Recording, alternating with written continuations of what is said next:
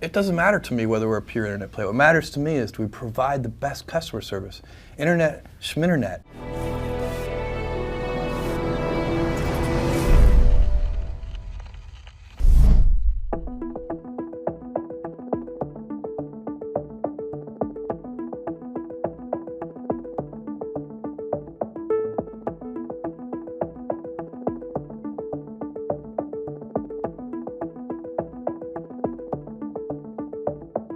Given the decades of wisdom that has built up in the business world, investors, it sounds like you're saying, are making a big speculative bet if they're investing in your company's stock. Well, I think all internet companies, the stocks are incredibly volatile, and But even long term. Long term, I believe that it's very easy to predict that there are going to be lots of successful companies born of the internet. They're going to have very large market caps and so on. I also believe that today, where we sit, it's very hard to predict who those companies are going to be. So you can make bets on these things, and I think that Amazon.com, if we're not one of those important, lasting companies born of the internet, we will have nobody to blame but ourselves, and that we will be extremely disappointed in ourselves. But there are no guarantees. It's very, very hard to predict. If you go back and look at the companies created by the PC revolution, in 1980, you probably wouldn't have predicted the 5 winners, the 5 biggest winners. There have been lots of winners, actually. So this space is a little different, and brand name may mean more, and there's some increasing returns kinds of things may mean more.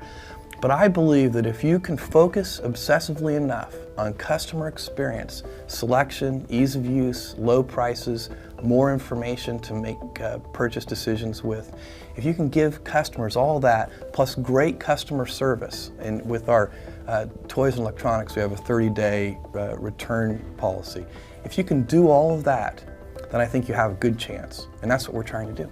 You're not really a pure internet company anymore either, are you? I mean, you've got millions of square feet now of real estate. You've got a huge and growing inventory of items that you keep in stock. We do whatever. And you've got thousands and thousands of employees now. Yeah, we have over 3,000 employees and over 4 million square feet of distribution center space.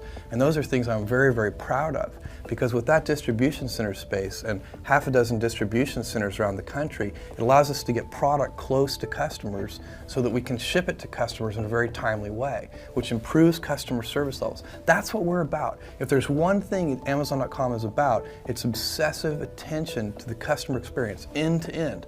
And that's what those distribution centers are for. But you're not a pure internet play. It doesn't matter to me whether we're a pure internet play. What matters to me is do we provide the best customer service. Internet, schminternet, that doesn't matter.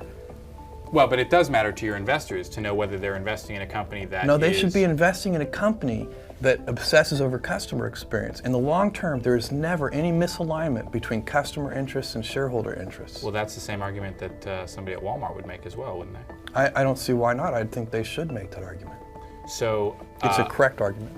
Okay, so you'll open as many square feet of space, physical space, as you have to, hire as many employees as you have to service customers, absolutely.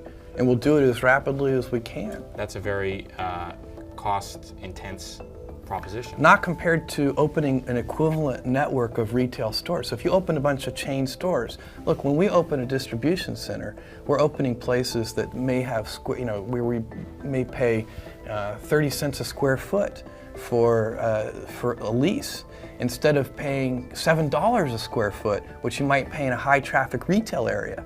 So when you compare those things, they're not the same. You can't compare a big chain of retail stores to half a dozen distribution centers. It's just not, it's bad math.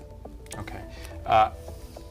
Either way, whichever side of the argument you believe, you're making what it seems to me to be. There's only one side, which is obsess over customers. But it seems to me that both with the speed of your growth in terms of the number of stores online that you're opening, the different businesses you're getting into, the number of distribution centers you're opening and new employees you're hiring, that you are making an intense gamble here, which is twofold.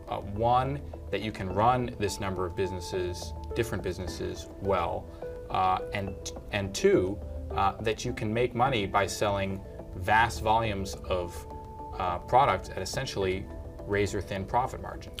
I think that the first one in particular I agree with wholeheartedly, which is that there's no guarantee that Amazon.com can be a successful company. What we're trying to do is very complicated. There's huge execution risk involved.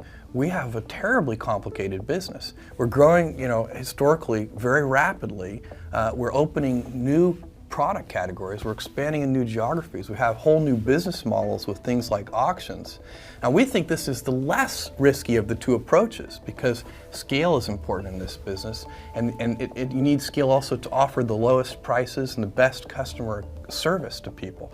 So scale is important to us, and we're going to go after that kind of scale. But it does mean that the executional challenges are huge.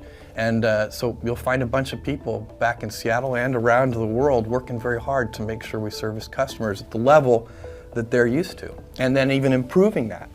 Isn't it, to some extent, a certain amount of, with all due respect,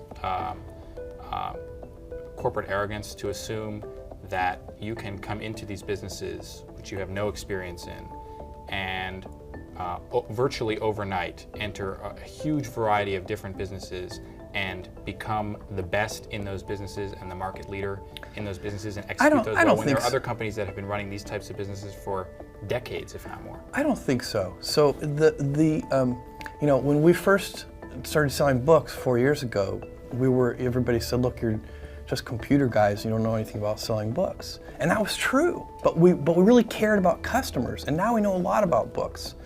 And when we first started selling music, people said the same thing.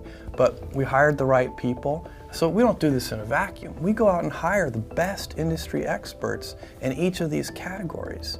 That's the same with toys and electronics. So, we take this very seriously. We take the commitment to the customer very seriously. And we're not about to release something or announce something before it's ready.